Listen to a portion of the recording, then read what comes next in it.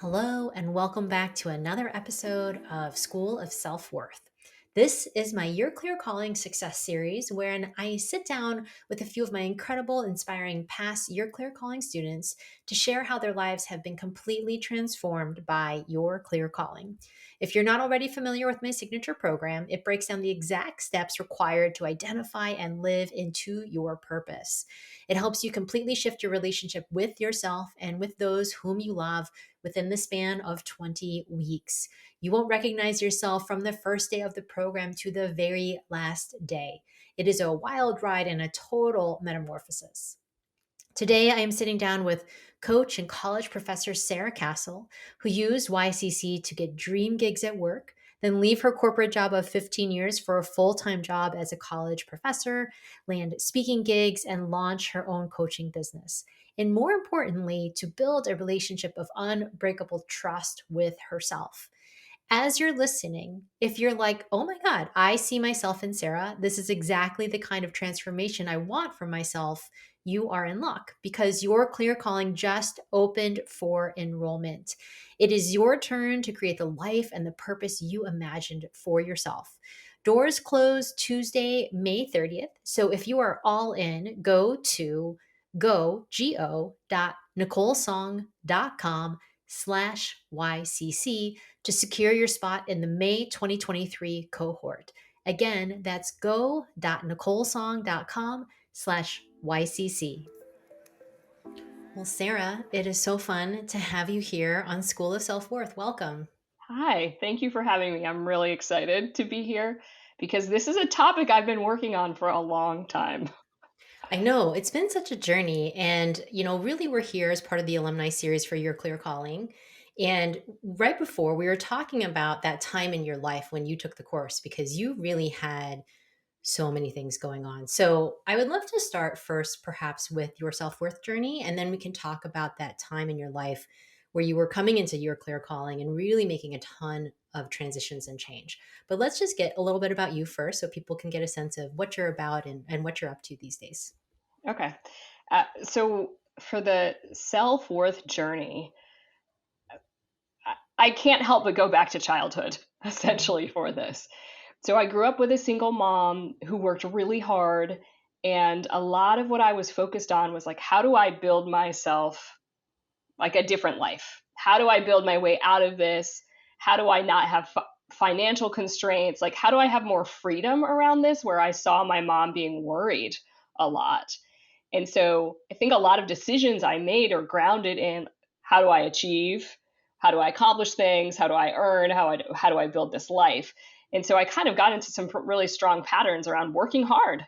And it's great in many ways. I accomplished a ton of things and got to the point where like I was giving so much to work that I wanted to have coaching so that I could actually I needed help making other decisions, right? And so that's what a lot of my kind of focus around worth was on, like how do I just build this life for myself?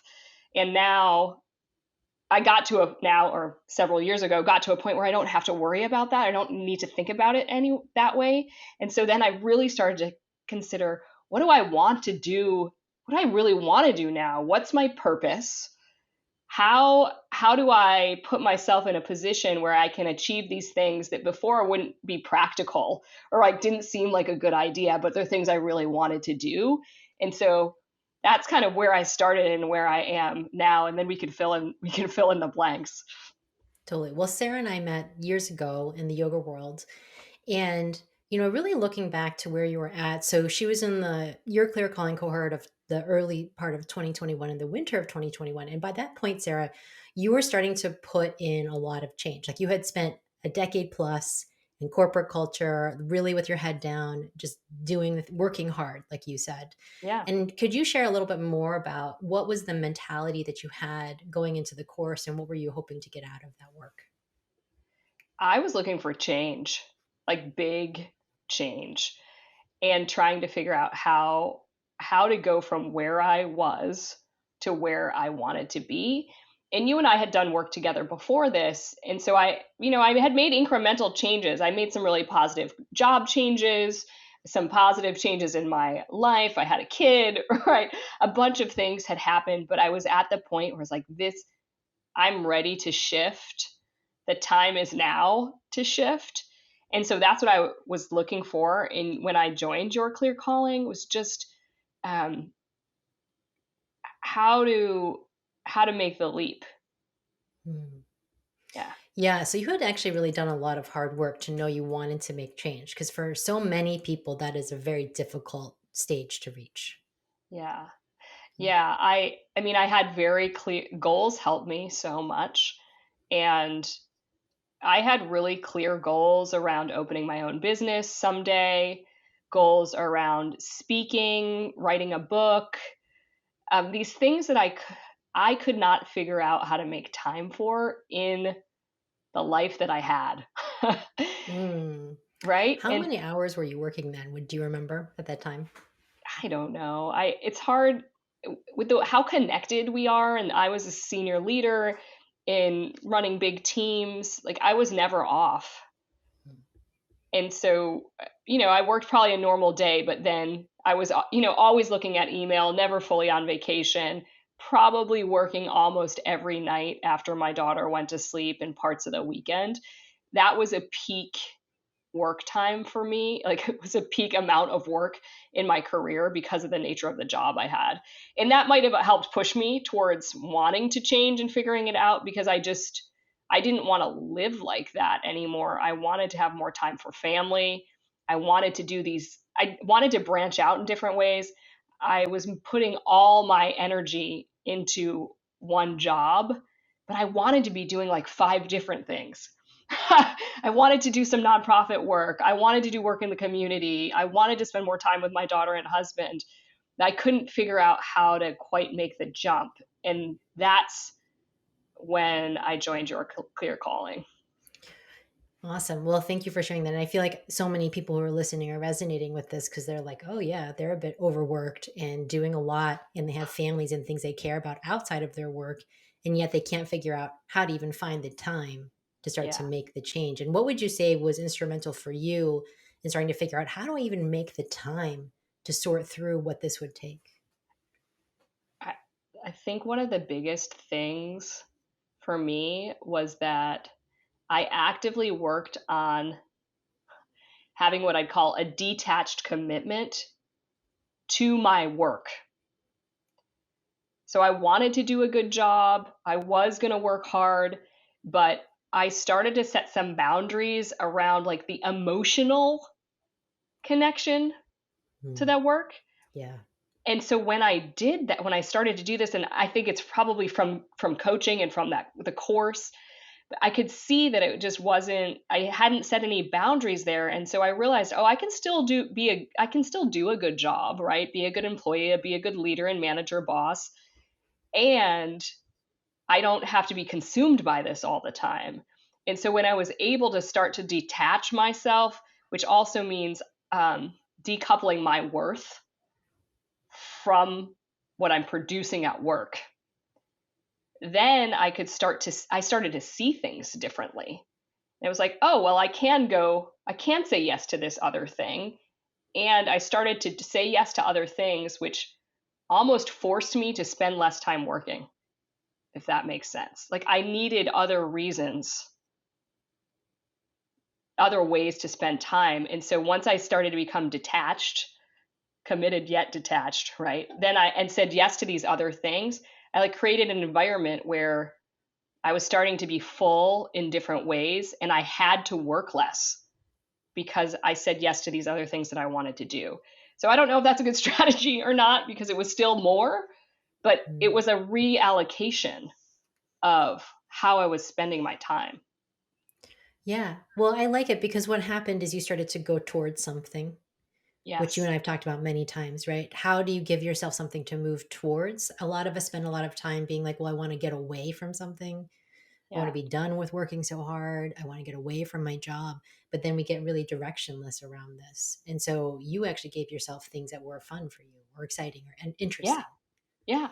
It's like, oh, start working on a book. Awesome. So I started writing my draft outline on a vacation, right? And that was just like a fun project to have. And then started to do some nonprofit work after looking into the ones that were like closely tied to my heart or to what I really wanted to be spending time on. So you're right. I was doing things I had always wanted to do but hadn't ever done because I didn't think I had time. But I actually did have time. I just had to say no to work and set more boundaries there. Mhm. Well, what would you say in terms of the tools that you learn in your clear calling around that separation and decoupling of self worth from your Mm, work? Because that is such a journey for so many, especially women who are high achieving and work really hard and have these powerful jobs. yeah. What helped you in the course and then to start to actually do it in life? One of the things that helped me the most, and now and since I've done this now many times, is around setting a vision. Mhm. So going through the exercise of picturing where you want to be in 10 years, and you do that in a guided way that helps a lot. Just being able to um, listen in for what that could be and then work backwards and create goals for that. To me, that's life changing kind of work. And I used to be the person who, if someone asked me, "Oh, where do you want to be in 5 years?" Like, "Oh, please don't ask me that question." Like, I hate Mhm. that question because Totally. I didn't know. Like, I was just taking opportunities as as they came, which was good many times, and every now and then not so good. But I couldn't look forward for myself. And so, with the tools around vision and goals, it actually made it really easy to look forward, and the power of knowing what you want. It's a kind of an exercise where you outline what are some key things you want. These like really simple things made it easy for me to start to see what I actually did want and then move towards it. Yeah, which brings us to a really important point is the action piece. And I find that is the thing that really stops a lot of people is saying, oh, okay, like there's something that I want and I'm going to bring that into the world. And for you, like what was that shift? Because you also too had at some time where you knew you wanted to leave and you didn't do it for some period. So what kind of prompted that shift for you? Sometimes it's just timing. Like there was a period of time where I was ready to leave and make a big change, and then my husband got laid off. It's Mm. like, oh, this might not, right? And so all these practical things come come into play. Um, but I think the key for me is I was doing like little things over what ultimately was a long period of time. It took me a couple years, Mhm. but it was kind of like, oh, I'm gonna just I'm gonna get an LLC for my consulting business. I have no idea what that business is going to be about, but I'm just going to start this process, get a lawyer, get the LLC set up, and then see what happens. Or I'm just going to get these headshots taken, because we can win this in an auction, and it would be fun to have. And then I had headshots that then I could use for speaking events, and those speaking events started to come. And so what I found is with the actions, um, they could be really small, and then they just started to layer on. It's Mhm. like, oh, I got invited to speak. Oh, wonderful! I have a headshot for that, right? Or oh, I know now I want to be a coach. I have an LLC. Now I'm ready to start a coaching business. Or I bought domain names just randomly without knowing exactly what I was going to be doing in the future. I bought like 5 or 6 domain names with the idea that I would use them. And so these things, it's progress. And then they almost all ended up mattering or being helpful later, even though I didn't know what they were going to be for when I did them. Well, I love that you were taking aligned action that was very messy without attachment to the outcome. Yeah. And I was laughing when you were talking about detached commitment to work, because that's actually what I think about purpose, that we have to be have in detached commitment to purpose, because that's actually what you were doing also with like the buying of 5 website domains, Yeah. Right. right? Right. I was like, okay, I knew I was gonna teach or coach or consult, but it was all grounded in I want to grow the leaders of the future. And Mhm. so what kinds of things would I need to do that? Oh, now maybe this or maybe that. And I think that one of the key things you can do is like start making these incremental changes, these small, where you're putting yourself out there a little bit. Mhm. And then the other thing that led to a lot of action for me is I started telling people Ooh, about my yeah. vision and about my goals. Well, isn't And that that, scary, right? Because it makes it yeah, real. Yeah. yes, it does make it real. And it, so many things started to happen more quickly when I did that, because then suddenly these opportunities came to me. Oh, I'd like to teach. Oh, why don't you come guest speak in my college class? Oh, okay. Oh, you did a great job on that. Why don't I introduce you to these other people? Right. And who then, I ended up teaching at being an adjunct at a different college.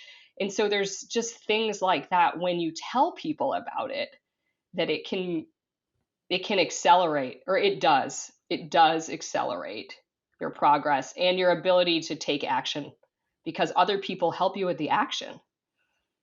Yeah, or they can also be reminders when you're not, Yes. wouldn't you say? Right. And I remembering the time where your boss was holding you accountable at your job. Do you remember Oh, that? like, I can't remember what. Well, I think, when you were telling her when it was time to go, she was basically Oh, like, "Yeah, of course," because she yeah. already knew. Yes. It was a male boss, and yes, Sorry, he yes. he totally did that. No, good memory. Because I had been talking about it. I knew I was gonna work my way out. Mm, Yeah. And, well, that's interesting. Now I'm thinking I did it twice, because I then took a different job, which freed up my time in a different way, and then I fully exited. So that was like a two putt step away. But in both cases, my bosses knew what I was after and why, mm. and they supported me in that. There was no, when it became time to actually leave or to change jobs, it's like, yeah, go do the thing you're most interested in. Or yeah, it's time to say goodbye to the company and go out on your own. Yeah. Yeah. Well, I'm curious because what was that self-worth journey then like for you? Because it's one thing to have the self-worth to tell everybody, and then for you to actually exit because you exited your company. Yeah. So, what was it like to say, I'm leaving behind this job I've had for, 15 years? I mean, not Yeah. one job, but this company I've been at for 15 years to go out on my own, which is a level of courage that is really, really challenging for so many. And I'm not saying that everyone has to do the pathway that Sarah took. And it was a really clear pathway for you that it was time for you to go. Yeah. Though it was not hard, which is surprising because people ask me that. They've asked me that a lot. I'm only not even a year out from this change. And so I still am connected with people I worked with before. And they often ask me, like, how is it? How did you miss it? Like, no, I don't. And the transition was totally fine. It Mhm. was easy. I was ready to say goodbye. And you might relate to this, or others who listen might relate to this.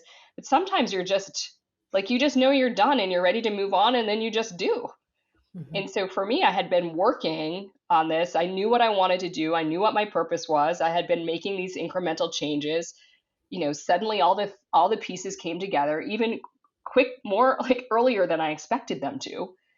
And so when it was time to go, I just said goodbye. And I was fine, and I knew it would be okay. The biggest challenge for me was more the worth the wealth part of the equation, which was going from a really financially stable, privileged position to a lot less stable, and earning significantly less. And so that's the part where I still practice and get tripped up on. But I gave myself time. I gave myself 2 years. I have a goal that I'll double my income in 2 years. And so I often have to remember that, recall that for myself, which is like, oh, I gave myself that time. But otherwise, it wasn't hard to say goodbye at all, Mm. which Yeah. could be true for other people, probably too, where you think it's going to be hard and it turns out it's actually not. Well, I feel like when we often have something that we know deep down, like this happens sometimes with conversations, people will have like difficult conversations and they will come to me and they say, I don't want to have this conversation with this person. I'm like, well, they know. They already know, right? When we're ready and something is, we think it's below the surface. This is true whether it's a work relationship or if it's your Mm, partner or anybody in your friendship. It's always percolating under there. And so we like to pretend like nobody knows or understands. But the truth is, like, your company knew, your people knew, everyone knew as much as you did that it was really time and you were ready to go. yeah. Yeah, I think that's true. No one was surprised, and it didn't make me a less good leader in my Mhm. last 1 year or 6 months. It just, in fact, there's probably elements where I was better at my job because of how I was showing up, how I had set boundaries, what I expected of my team members. Like there's some ways where I think I created actually a much better working environment as I was planning my exit, right? Or I knew that it would happen in the next year or however long. And so then when I did go, everyone was like, "Yeah, okay. You're right.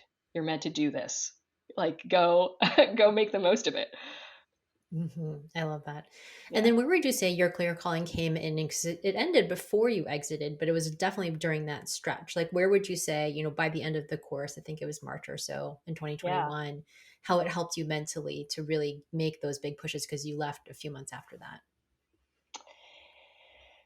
So I don't know if I should like reveal this. I already knew that I was making one big career change. It happened before your clear calling ended.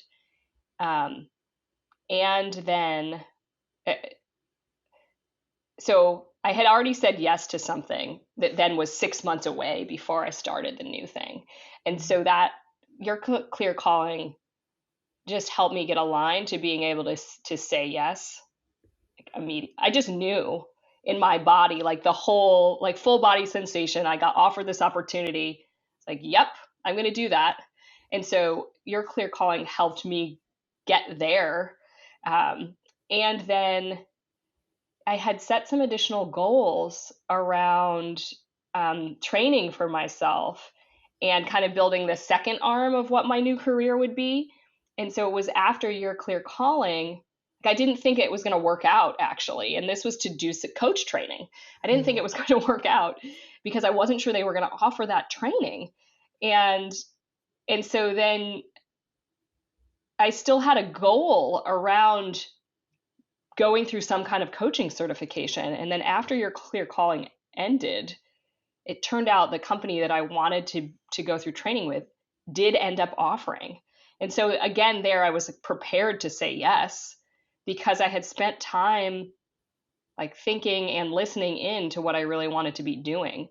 And so I think, sorry, this is a long way to say, your clear calling just helped me know what to say yes to. Mhm. And when the opportunities came, I was clear and I just did it. Well, I love how you're showing everyone it can be really simple. But we go through a Sounds, lot to make it simple. It's like yeah, there's a lot of inner work and different pieces you have to go through to get to that point where you're like, oh, well, I know what to do. I'm not going yeah, to sit here and debate myself over yeah, the things I know that are right for me. yeah. Well, and I had been working on that for a long time. I keep this notebook of all the kind of like coaching and self-development work that I do, and I found my first version of my goals, and it's Mm, from 2016.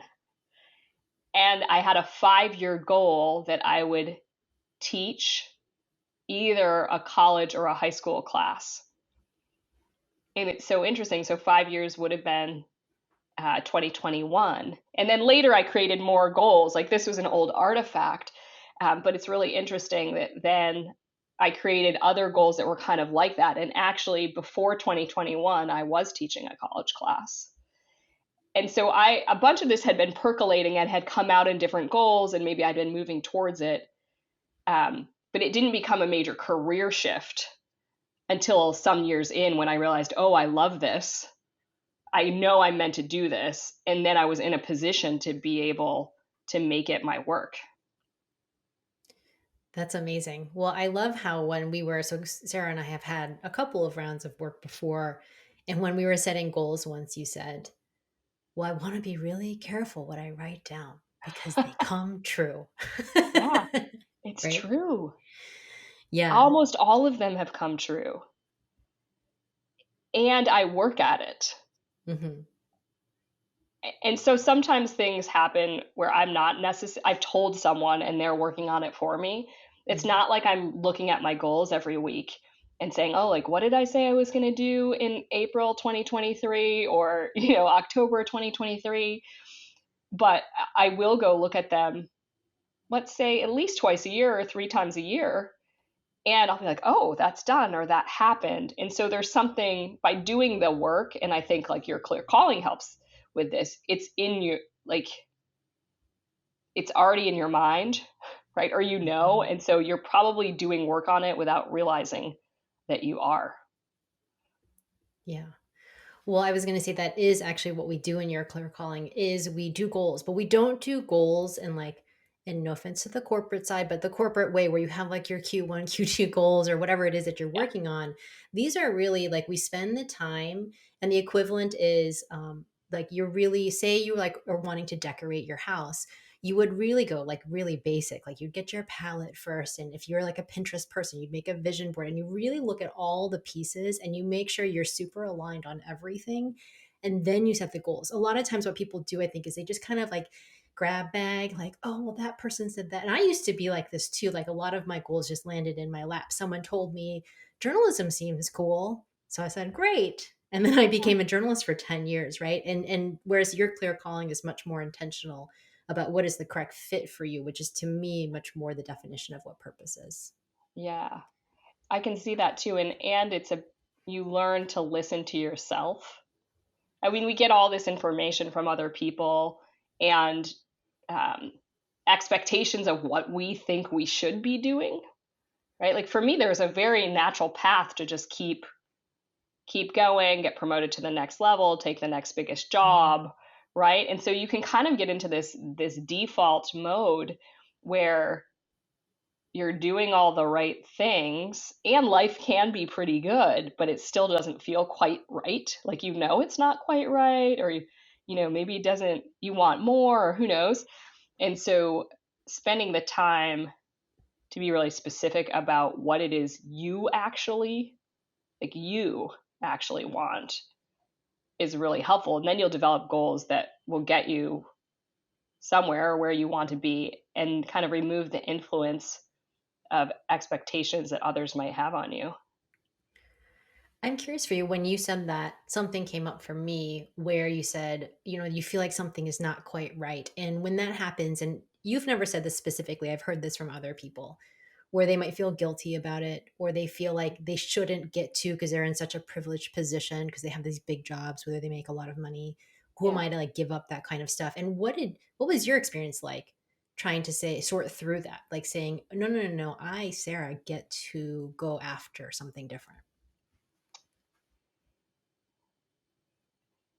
So I had many points throughout my corporate career, where I felt like I lost my mojo, like my essence, Mm. because I was like working on cool things that were innovative and it was fun a lot of the time, but not always.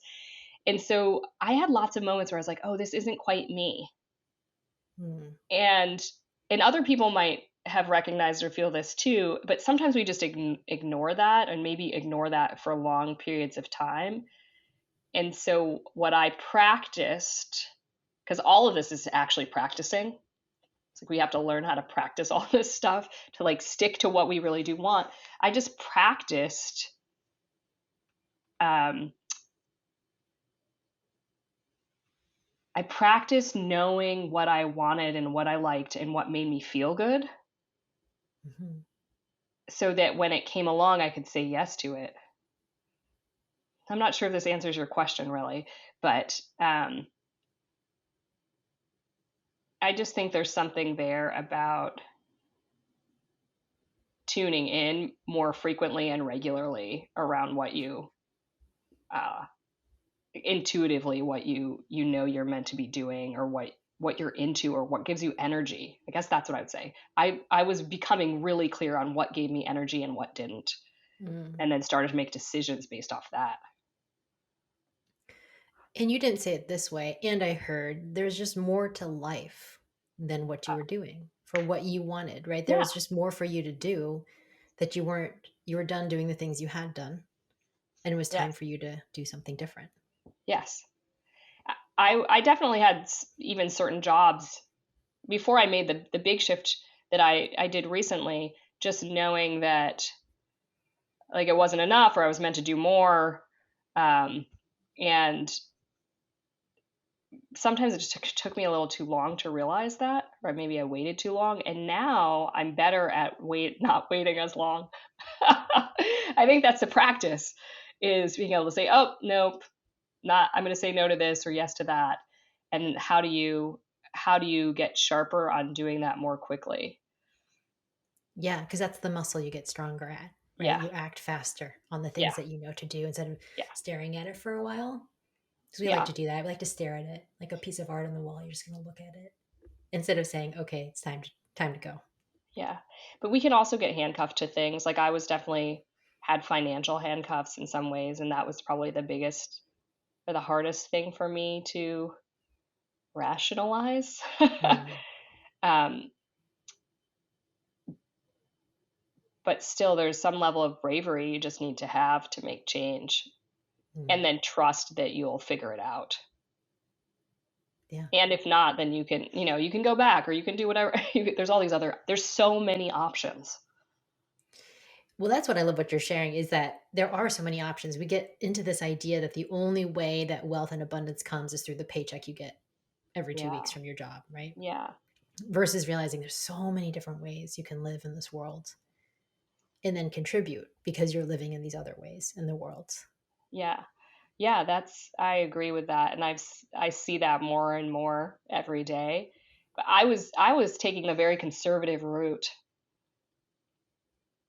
in my life, and that didn't really line up with how spontaneous I wanted to be, right? Or the Mm, level of risk taking I actually would prefer to take.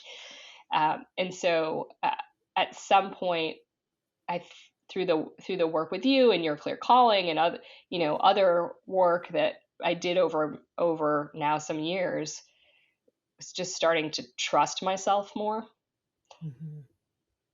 and be, like I was saying before, be ready to say yes to things that were going to be different than what I had been, building up for myself over 10 or 15 years.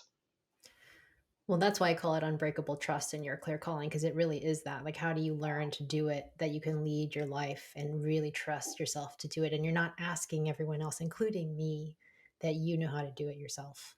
Right. But there's a community in all of it, Hmm. right? And so, but goes back to talking to people, sharing what you want to be doing with others. So I think, and I'm like, wow, there's so many people who helped me get to where I am now. And some were little small things, and others were much larger, but it's a community. And now it's interesting, the world that I exist in, which includes a bunch of female entrepreneurs, coaches, just very different communities than I was in. Man, I learn so much every day, and I am like continually in awe by how brave people are and how much courage people have to like go out on their own or do something different or try something new. And so even being in that environment with that community, those communities, makes me more brave too for whatever my next things are going to be. Absolutely. Well, I'm curious, can you share with everyone some of the results you've had since the course? So, since that spring of 2021, what has happened in your life? I There's a lot of things, a lot of things. I'm trying to think of the biggest ones. But one, I left a job that I really didn't like. that I was talking myself into regularly. Like, oh, I'm in this job so I can learn these things. And I would have to tell myself that like every week, I'm in this job so I can learn this thing. And okay, I'm learning it, or I'm getting promoted. And so I left a job like that that was consuming in many ways. And I moved into a job that I loved. Okay, that was like step one. I loved, and it was good work with a good team, and I was building again, and it was innovative. And then I got offered to teach full time. And so even though I was in a job I loved, I knew that I was meant to teach. And so I said yes to a full time teaching job. And now I teach entrepreneurship at a college. And I launched my own business. So I opened my own coaching and consulting business. I spend more time with my family. I have been on multiple trips across the US and the world. Um, I've rekindled friendships that I didn't put enough time into for a period of time. And I've been able to just like reignite some of those where I had just, not, I had let it go. And similarly with family, I have stronger relationships with family members because I'm putting time into the communicating differently. I ask different questions. So there's so many things about my day-to-day life and really big shifts. So powerful. Well, I love what you're sharing is both personal and professional, because sometimes we come into these things for professional reasons, and then so much of the benefit is actually really personal. Yeah, that's true. I mean, often I talk about career the most because that has been my focus, and I'm still very career oriented. Um, but when I did those visioning exercises that we were talking about before, almost every vision exercise that I did was actually about my family. Mhm. And so I would, be in these scenarios where I was spending a certain amount of time with my daughter, right? Or I could go to her performances or games or whatever it was in the afternoon. And I was like, well, what kind of job would I need to have to make that possible? And so a lot of my visions were grounded in spending my time differently than how I was. And it's about health, it's about like personal life and relationships, and about career. Even though I tend to lean towards the career, it's all completely integrated. Yeah. Awesome. And Yeah. then what would you say as your tangible tip actually is if anyone is struggling with the idea of it or investing in themselves to be in this course, what would you tell them? I would tell them that if they're thinking about it, if they're on the edge, I guess, I would say just take the leap and invest in yourself. I think often, and especially for women, we don't invest in our own self and development as much as we could. And for me, I've I've invested quite a lot probably over the last 10 years, which has dramatically shifted my life in so many positive ways. So I would just try investing, like knowing that you're worth it and investing in that and to see what happens. Because I think it's very likely and maybe inevitable that like something awesome will come out of that because you're focusing on yourself, and we often don't do that in that kind of setting or way. And so I think it's an accelerator. Mhm. Yeah, absolutely. I love that. Yeah. It really is. Okay, are you ready for your rapid fire questions? She Ooh, was excited about these. Yes. yes. Okay, amazing. All right, Sarah. So, what was the last thing you watched on TV? Oh, am I going to be embarrassed by this? I don't remember what it's called, but it's a movie with George Clooney and Julia Roberts, and they go to Bali because their daughter wants to get married. Oh, it was a movie I watched with my husband, and I cried multiple times. I love that. I am like the worst with movie title names, so I cannot help you. But I'm This like, I was just probably last watched that night. movie. I'm sure I've watched that movie. Oh, is it the brand new one? Yes, Oh, okay. I don't know the name of it at all, but I'm I glad don't to know it's either. a tearjerker. Maybe I'll watch But it soon. any romantic comedy leads to crying for me. I am a real sucker for love stories. So, I am too. I'm a total romantic comedy generation. I'm sad they don't make them as much as they used to. yeah. Okay. What is on your nightstand? I have uh, 3 or 4 books right now on my nightstand.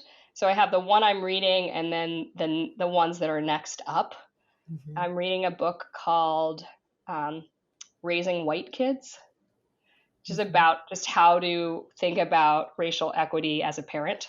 And that's super interesting for me. I have a little booklet where I'm writing down um, like something I appreciate every day, essentially, just like this tiny little notebook. And then I have a ball where I roll my foot. Like I do a little foot rolling every night as part of my bedtime routine. Nice. I love that. Awesome. Okay. When was the last time you tried something new and what was it? I just got back from a trip to Scotland.